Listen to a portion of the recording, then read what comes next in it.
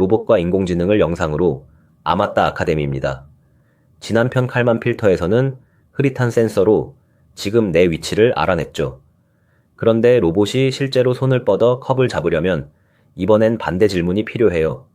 어깨와 팔꿈치를 몇 도로 굽혀야 손끝이 바로 저 컵에 닿을까요? 오늘은 로봇 팔의 기본기, 기구학을 팔 뻗어 컵 잡기에 빗대어 아주 쉽게 풀어봅니다. 어깨와 팔꿈치를 몇 도로 굽혀야 손끝이 바로 저 컵에 닿을까요? 식탁 위에 컵을 잡는 아주 익숙한 동작을 떠올려 보세요. 우리는 아무 생각 없이 팔을 쓱 뻗어 정확히 컵을 짚습니다. 그런데 이 단순한 동작 속에는 사실 두 개의 질문이 숨어 있어요. 하나, 어깨와 팔꿈치를 이만큼 굽히면 손끝이 어디에 갈까? 둘, 저기 있는 컵에 닿으려면 어깨와 팔꿈치를 각각 몇 도로 굽혀야 할까? 로봇팔이 물건을 집을 때도 똑같이 이 두 질문을 풀어야 합니다. 그게 바로 오늘의 주제, 기구학이에요. 먼저 로봇팔이 어떻게 생겼는지 봅시다. 로봇팔은 사실 우리 팔과 똑 닮았어요. 딱딱한 막대, 링크 여러 개를 회전하는 마디, 관절로 이어붙인 사슬이죠. 오늘은 가장 단순한 두 마디 팔로 이야기할게요. 어깨 관절에 붙은 위팔, 그리고 팔꿈치 관절에 붙은 아래팔. 우리 팔로 치면 어깨에서 팔꿈치까지가 한 링크, 팔꿈치에서 손끝까지가 또 한 링크예요. 관절을 얼마나 돌리느냐, 그 각도 두 개가 팔의 모양을 전부 정합니다. 이제 두 질문을 또렷한 이름으로 불러볼게요. 첫째, 관절 각도를 주면 손끝이 어디로 가는지 알아내는 것. 이걸 숨기구학이라고 합니다. 각도에서 위치로 가는 방향이죠. 둘째, 손끝이 가야 할 위치를 주면 관절을 몇 도로 돌려야 하는지 거꾸로 알아내는 것. 이건 역기구학이에요. 위치에서 각도로 거슬러 가는 방향이죠. 숨기구학은 각도에서 위치로, 역기구학은 위치에서 각도로. 화살표 방향만 반대인데 놀랍게도 난이도는 하늘과 땅 차이예요. 쉬운 쪽 숨기구학부터 봅시다. 어깨를 이만큼, 팔꿈치를 이만큼 굽혔다고 정해줄게요. 그럼 손끝은 어디 있을까요? 답은 그냥 따라가면 나옵니다. 어깨에서 위팔을 정한 각도로 쭉 뻗고 그 끝 팔꿈치에서 아래팔을 또 정한 각도로 뻗어요. 그 끝이 바로 손끝이죠. 요리 레시피를 한 줄씩 따라하면 똑같은 요리가 나오듯 각도를 넣으면 손끝 위치는 언제나 딱 하나로 정해집니다. 헷갈릴 것도 답이 여러 개일 일도 없어요. 그래서 식으로 쓰면 이렇게 돼요. 손끝의 가로 위치는 위팔이 간 만큼 더하기 아래팔이 간 만큼.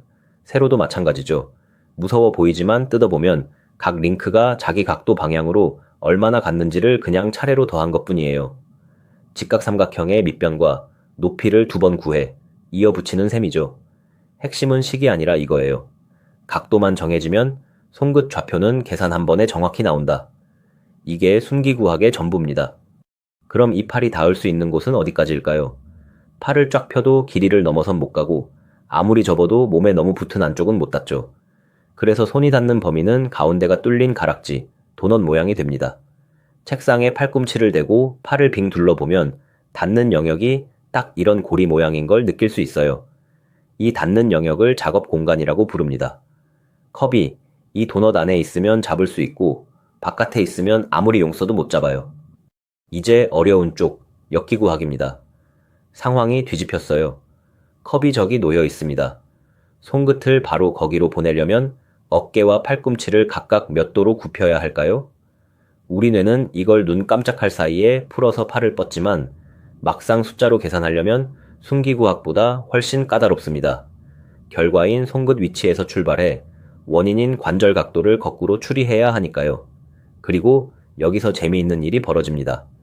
역기구학의 첫 번째 묘미, 답이 하나가 아니에요. 똑같은 컵을 잡는데 팔꿈치를 위로 올려서 닿을 수도 있고 아래로 내려서 닿을 수도 있습니다. 손끝 위치는 똑같지만 팔 모양은 두 가지인 거죠. 높은 선반의 물건을 잡을 때 팔꿈치를 바깥으로 들어도 되고 안으로 내려도 되는 것과 똑같아요. 그래서 로봇은 닿기만 하면 끝이 아니라 둘 중 어느 자세로 갈지까지 골라야 합니다. 보통은 더 안전하고 덜 움직이는 쪽을 택하죠. 두 번째 묘미, 아예 답이 없을 때도 있어요. 컵이 도넛 바깥, 팔 길이보다 멀리 있으면 어떤 각도로도 닿을 수가 없습니다. 반대로 몸에 너무 바싹 붙어 도넛 안쪽 구멍에 들어가도 못 닿죠. 숨기구학은 각도만 넣으면 언제나 답이 하나 나왔는데 역기구학은 답이 둘일 수도 하나일 수도 아예 없을 수도 있어요. 그래서 로봇은 움직이기 전에 먼저 묻습니다. 저 컵, 내가 닿을 수 있는 곳에 있긴 한가? 역기구학은 어떻게 풀까요? 비밀은 삼각형이에요. 어깨, 팔꿈치, 그리고 목표점, 이 세 점을 이으면 삼각형이 하나 생깁니다. 위팔 길이와 아래팔 길이는 이미 알고 어깨에서 목표까지 거리는 컵 위치로 잴 수 있죠. 세변의 길이를 알면 코사인 법칙이라는 도구로 팔꿈치가 낀 각도를 구할 수 있어요. 세변을 알면 그 사이 낀 각을 안다.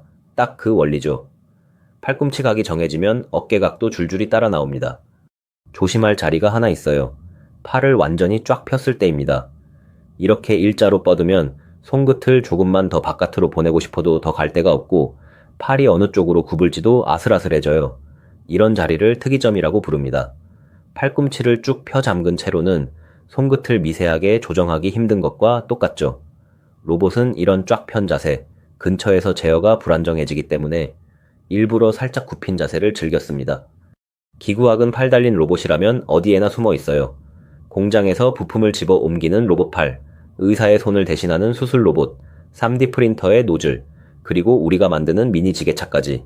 이 모두가 목표 위치를 받아 관절 각도를 풀고 그 각도로 팔을 움직입니다. 손끝을 원하는 곳에 정확히 보내는 일. 그게 로봇팔이 하는 일의 거의 전부고 그 바탕에 늘 순기구학과 역기구학이 깔려 있어요. 지난 편들과도 만나요. 기구학은 어느 각도로 가야 하는지 목표를 정해주는 길잡이입니다. 그런데 목표 각도만 안다고 팔이 저절로 가지는 않죠. 그 각도로 관절을 정확히 돌리는 건 앞에서 배운 PID, 제어와 모터 제어의 몫이에요. 기구학이 어디로 갈지 지도를 그리면 제어기가 그 길을 따라 정확히 운전하는 셈이죠. 기구학과 제어, 둘이 손발을 맞춰야 비로소 로봇팔이 컵을 잡습니다. 흔한 오해를 정리할게요. 첫째, 순기구학과 역기구학은 난이도가 전혀 달라요. 각도에서 위치는 답이 하나로 쉽지만 위치에서 각도는 답이 여럿이거나 없을 수도 있어 어렵습니다. 둘째, 관절이 많을수록 더 유연하지만 그만큼 같은 위치를 만드는 자세가 수없이 많아져 고르기가 더 까다로워져요.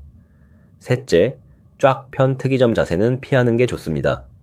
넷째, 손끝을 직선으로 움직이려면 매 순간 역기구학을 다시 풀어 각도를 갱신해야 해요. 오늘의 핵심을 한 문장으로, 기구학은 로봇팔의 관절 각도와 손끝 위치 사이를 오가는 번역기입니다. 각도에서 위치로 가는 쉬운 길이 순기구학, 위치에서 각도로 거슬러 가는 어려운 길이 역기구학이죠. 팔 뻗어 컵 잡기, 그 익숙한 동작 안에 두 방향이 모두 들어 있었어요. 각도를 넣어 손끝을 찾고 손끝을 정해 각도를 푼다. 이 두 방향만 기억하면 로봇팔의 절반은 가진 거예요. 관절 각도와 손끝 위치 사이를 오가는 번역, 오늘은 기구학을 알아봤습니다. 다음 편에서는 자전거 기어가 힘과 속도를 맞바꾸듯 작은 모터로 무거운 걸 들어 올리는 비밀, 감속기와 기어비를 다뤄볼게요.